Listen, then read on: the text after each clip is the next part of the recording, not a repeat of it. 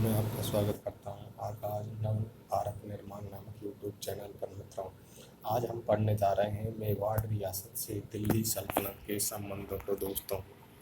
आज हम पढ़ने जा रहे हैं मित्रों मेवाड़ रियासत से दिल्ली सल्तनत के संबंधों को मित्रों। प्राचीन काल में मेवाड़ रियासत की स्थापना गुहिल ने की थी। गुहिल के पिता का नाम शिलादित्य था तथा माता का नाम पुष्पावती था। गुहिल के सिक्के कहाँ से प्राप्त हुए मित्रों? तो आगरा से। गुहिल के पिता का नाम था शिलादित्य तथा गुहिल के जो सिक्के प्राप्त हुए हैं वह आगरा से मिले हैं मित्रों। क्वेश्चन आता है कि गुहिल के सिक्के हमें कहाँ से मिले हैं? तो मित्रों आगरा से मिले। प्राचीन काल में मेवाड़ रियासत की स्थापना किसने की थी दोस्तों? तो गुहिल ने की थी। मेवाड़ रियासत के वास्तविक संस्थापक किसे माना जाता है? तो मेवाड़ रियासत के वास्तविक संस्थापक दोस्तों कालभुज को माना जाता है। मेवाड़ रियासत के वास्तविक संस्थापक कालभुज या बप्पा रावल को कहा जाता है। कालभुज को ही बप्पा रावल कहते हैं दोस्तों, जो इतिहास में बप्पा रेवल के नाम से जाने जाते हैं मित्रों। बप्पा रावल बचपन में हरित की गायें चराते थे मित्रों। बप्पा रावल को वरदान में हरित ऋषि से मेवाड़ रियासत मिली थी। बप्पा रावल ने वर्तमान उदयपुर जिले में स्थित नागदा को अपनी राजधानी बनाया। बप्पा रावल ने किसे अपनी राजधानी बनाया था मित्रों? तो बप्पा रावल ने उदयपुर जिले में स्थित नागदा को अपनी राजधानी बनाया था दोस्तों। बप्पा रावल ने वर्तमान उदयपुर जिले के कैलाशपुरी में एक लिंग जी के मंदिर का निर्माण करवाया, जो कि एक शिव मंदिर है। यह एक लिंग जी का मंदिर मेवाड़ के शासकों का इष्ट देव माना जाता है दोस्तों। मेवाड़ के शासक एक लिंग जी को अपना इष्ट देव मानते हैं एवं स्वयं को इनका दास मानते हैं। जब भी मेवाड़ के शासक अपने राज्य से बाहर जाते थे तो दोस्तों इन्हें प्रणाम करके या इनकी इजाज़त लेकर ही बाहर जाते थे, और वे स्वयं को कभी महाराजा नहीं लगाते थे दोस्तों, राणा लगाते थे, यानी कि इनका सेवक मानते थे अपने आप को मेवाड़ के राजा। जैसे कि राणा प्रताप, राणा हमीर सिसोदिया, राणा रतन सिंह, ये कभी भी राजा नहीं लगाते थे, महाराणा लगाते थे दोस्तों। इसी वंश में महाराणा जयद्रथ सिंह के काल में 1234 ईस्वी में दिल्ली सल्तनत के सुल्तान इल्तुतमिश ने दोस्तों आक्रमण किया, जिसे महाराणा जयद्रथ सिंह ने विफल कर दिया था दोस्तों।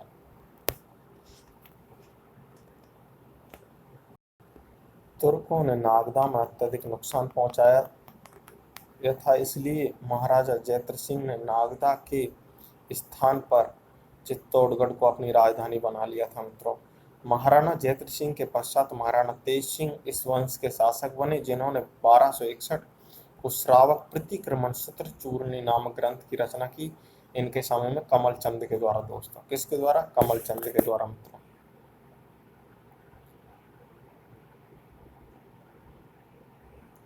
कमल चंद के द्वारा मित्रों श्रावक प्रतिक्रमण सूत्र चूर्णी नामक ग्रंथ की रचना की गई थी दोस्तों। किसके समय? तेज सिंह के समय, जो कि मेवाड़ का प्रथम चित्रित ग्रंथ था मित्रों। तेज सिंह के पश्चात समर सिंह इस वंश शासक बने। तेज सिंह के पश्चात इस वंश के शासक कौन बने? तो समर सिंह बने। समर सिंह के दो पुत्र थे, कुंभकर्ण और रतन सिंह मित्रों। कुंभकर्ण नेपाल चले गए और वहां पर नए साम्राज्य की स्थापना की मित्रों। समर सिंह के पश्चात उनके पुत्र रतन सिंह मेवाड़ महाराणा रतन सिंह की उपलब्धियों का वर्णन 1540 ईस्वी में रचित मलिक मोहम्मद जायसी द्वारा रचित पद्मावत ग्रंथ में मिलता है मित्रों। पद्मावत ग्रंथ की रचना कब हुई? 1540 ईस्वी में। किसने की? मलिक मोहम्मद जायसी ने पद्मावत ग्रंथ की रचना की। पद्मावत ग्रंथ के अनुसार महाराणा रतन सिंह की रानी का नाम पद्मनी था, जो सिंहल देव यानी कि श्रीलंका के राजा गंधर्व सेन तथा पुष्पावती की पुत्री थी मित्रों।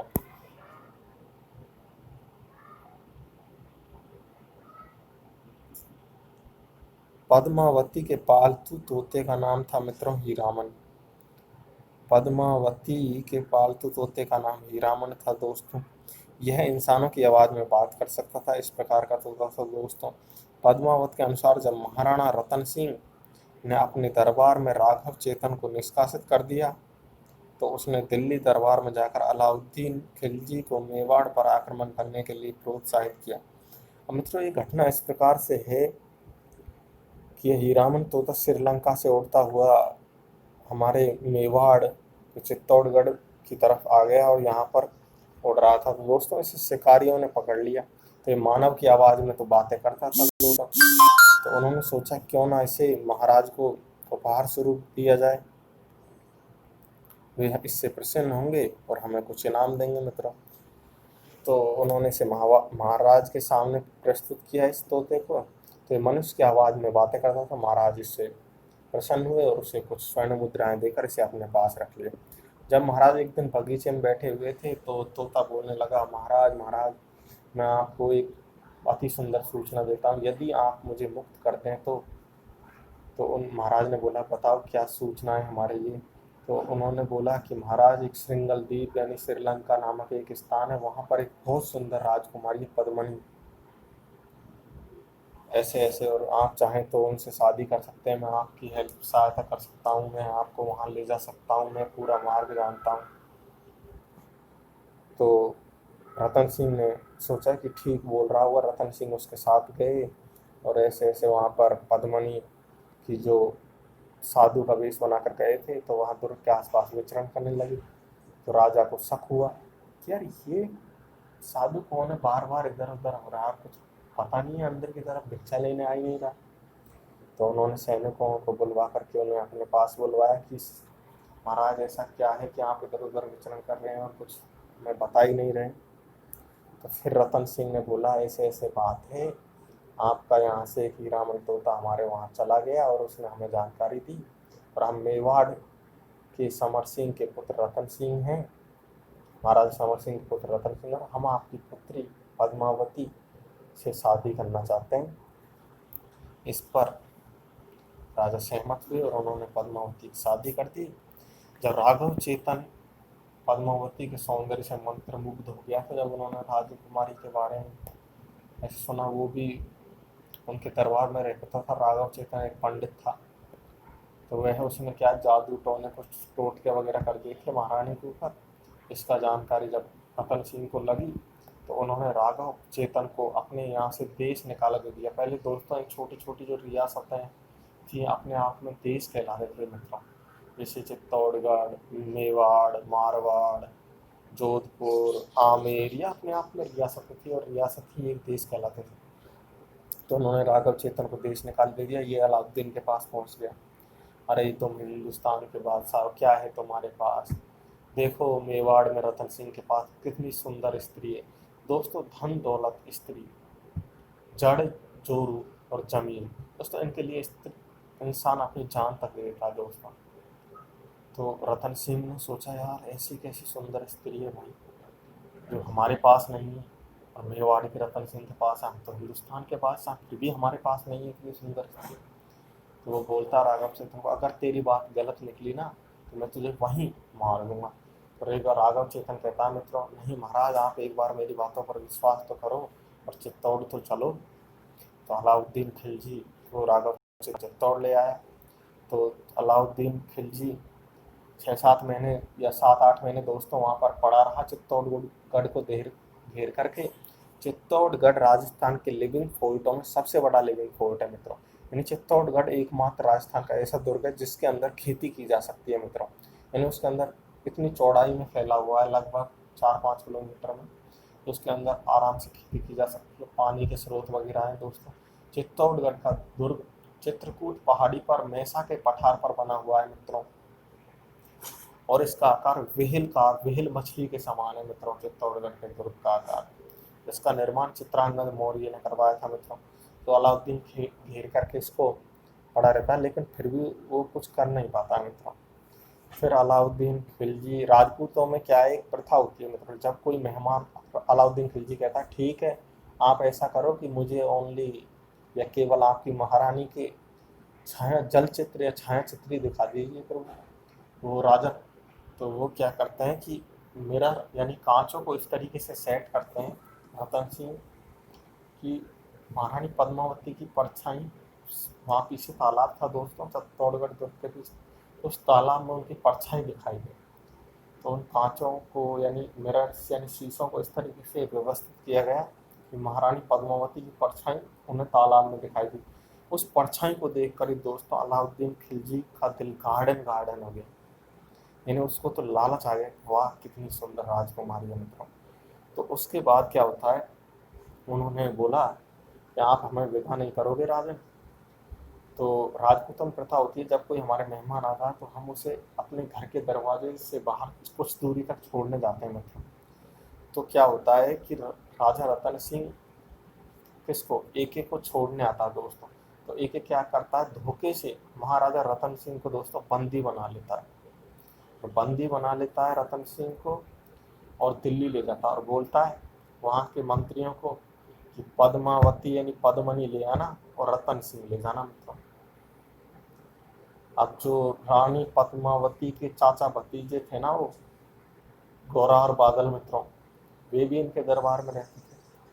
अब वो क्या है दोस्तों कि उनमें थोड़ा नया खून था, तो वो तुरंत तलवार निकाल लेते थे दोस्तों। बात बात उन्होंने कहा नहीं हम तो ये कर देंगे और एक एक को मार देंगे और लड़ाई करेंगे दोस्तों। फिर मंत्रियों से विचार विमर्श हुआ और बुद्धि चेतना का संज्ञान लेते हुए उन्होंने एक रणनीति बनाई दोस्तों कि ऐसा करते हैं 1600 पालकी तैयार करते हैं। 1600 पालकियों में एक एक सैनिक बैठा देंगे और चार चार सैनिक मित्र पालकियों को उठाते हैं, दो आगे से और दो पीछे से। इस प्रकार से दोस्तों 16 पंजे 80 यानी कि लगभग 8000 सैनिक हो गए दोस्तों, एक एक अंदर और चार चार बाहर 1600 पालकियों में। तो उन्होंने सोचा, उन्होंने बोला कि ऐसा कहेंगे अलाउद्दीन खिलजी को कि महाराज आपकी सेवा में कुछ दासियां भेंट करना चाहते हैं महाराज। तो इस प्रकार की उन्होंने रणनीति बनाई और चल दिए साहब अलाउद्दीन के पास दिल्ली। अब शाम के टाइम वो वहां पहुंचे मित्रों, और रात में जब 8000 सैनिक एक साथ धावा बोल दें किसी पर अचानक से धावा बोल दें, तो दोस्तों उसे अपनी स्थिति संभालने में कुछ वक्त तो लगता ही है मित्रों। तो ऐसी स्थिति में क्या होता है कि चित्तौड़ के मंत्री और गौरा और बादल वगैरह चित्तौड़ की सेना नायक कुछ योद्धा, महत्वपूर्ण योद्धा रतन सिंह को वहां से छुड़ाने में सफल हो जाते हैं मित्रों। और छुड़ा करके वो जैसे ही चित्तौड़ लाते हैं, उनके पीछे से अलाउद्दीन खिलजी भी आ जाता है मित्रों, पीछा करते करते, और सन 1303 में चित्तौड़ पर आक्रमण कर देता दोस्तों। चित्तौड़ पर आक्रमण कर देता है मित्रों, और इस तरह रणभूमि में लड़ते हुए महाराजा रतन सिंह शहीद हो जाते हैं, केसरिया कर लेते हैं और महारानी पद्मावती जौहर कर लेती है मित्रों। अब हम आगे पढ़ते हैं मित्रों। अलाउद्दीन खिलजी ने 1303 में चित्तौड़गढ़ पर आक्रमण कर दिया। प्रारंभ में अलाउद्दीन खिलजी ने धोखे से महाराणा रतन सिंह को बंदी बना लिया, जैसा कि हमने आपको अभी बताया था मित्रों। इसके पश्चात हुए युद्ध में एक बार गौरा व बादल ने कूटनीति से महाराणा रतन सिंह को छुड़वा लिया था मित्रों। इसके पश्चात हुए युद्ध में महाराणा रतन सिंह सहित सभी राजपूत वीर लड़ते हुए शहीद हो गए तथा रानी पद्मावती के नेतृत्व में राजपूत रानियों ने जौहर कर लिया। अलाउद्दीन खिलजी ने चित्तौड़ का नाम बदल करके मित्रों, अलाउद्दीन खिलजी ने चित्तौड़ का नाम बदल करके क्या रख दिया था मित्रों, तो खिजराबाद रख दिया था, जैसा कि आप यहाँ पर देख सकते हैं। तथा चित्तौड़ का शासन खिजर खां अपने बेटे को दे दिया। 1326 में बप्पा रावल के ही वंशज हमीर सिसोदिया ने चित्तौड़ पर पुनः आक्रमण कर लिया। हमीर सिसोदिया के काल में दिल्ली सल्तनत के सुल्तान मोहम्मद बिन तुगलक थे। बिन तुगलक ने चित्तौड़ पर आक्रमण किया, जिसे हमीर सिसोदिया ने विफल कर दिया मित्रों। सल्तनत कालीन सुल्तान मोहम्मद बिन तुगलक को पागल सुल्तान कहा जाता है। पागल सुल्तान किसे कहा जाता है, तो मोहम्मद बिन तुगलक को पागल सुल्तान कहा जाता है। अमीर सिसोदिया को विषम घाटी पंचानन तथा वीर राजा भी कहा जाता है। आज के लिए इतना ही दोस्तों, फिर आपसे कल जल्द ही मुलाकात करेंगे दोस्तों लोक देवता नामक टॉपिक में। इस चैनल को आप ज़्यादा से ज़्यादा लाइक, सब्सक्राइब और शेयर करें मित्रों।